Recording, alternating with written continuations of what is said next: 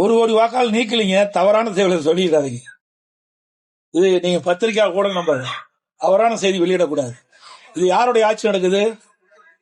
திராவிட முன்னேற்ற கழக ஆட்சி நடக்குது. இந்த அரசாங்கம் யாருடைய கட்டுப்பாட்டில் இருக்குது? ஆட்சியாளர் கட்டுப்பாடு. மாவட்ட ஆட்சித்தலைவர்கள் யார் கட்டுப்பாட்டில் இருக்கிறாங்க? சொல்லுங்க, பேசவே பாருங்க. ஆட்சியாளர் கட்டுப்பாடு. அவருடைய தலைமையின் கீழ் தான் இந்த பணியெல்லாம் நடக்குது. புரியுதுங்களா? இதுல நாங்க கேட்க வேண்டிய கேள்வி நீங்க எதிர்காலி கேட்டுறாங்க. எதிர்கட்சி தான் கேள்வி கேட்கணும்.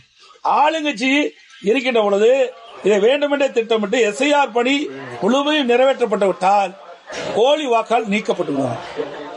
போலி வாக்காளர்னா எல்லாமே இரட்டை வாக்காளர், போலி வாக்காளர். அதுல யாரெல்லாம் உண்மையான வாக்காளரை தவிர்த்து மீதி எல்லாம் வாக்காளர் பட்டியல் இடம்பெற்று அத்தனை பேருமே போலி வாக்காளர் தான் கருதப்படுவாங்க. 21 ஆண்டு காலமா இந்த எஸ்ஐஆர் பணியை மேற்கொள்ளல. அதனால இறந்தவர்கள் எல்லாம் தேர்தல் நேரத்தில் உயிர் பெற்று வந்து திமுக காரனால ஓட்டு போட ஆரம்பிச்சாங்க. அதுதான் கதறாரு. ஆக இது நாள் வரை இறந்தவர்களை வைத்து நாம் வெற்றி பெற்று வந்தோம், போலி வாக்காளர்களை வைத்து வெற்றி பெற்று வந்தோம்.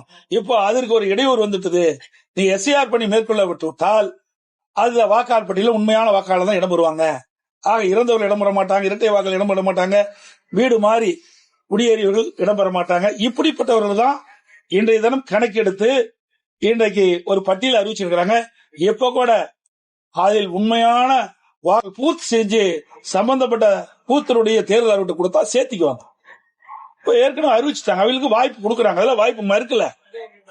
வேண்டுமென்றே திட்டமிட்டு திராவிட முன்னேற்ற கழக தலைவர் இன்றைய முதலமைச்சர் இதை எதிர்க்க வேண்டும் என்ற நோக்கத்துல தான் பேசிட்டு இருக்காரு ஒழிய இதுல என்ன குறைபாடு இருக்குது? இது எல்லா கட்சிக்குமே பொதுவானது.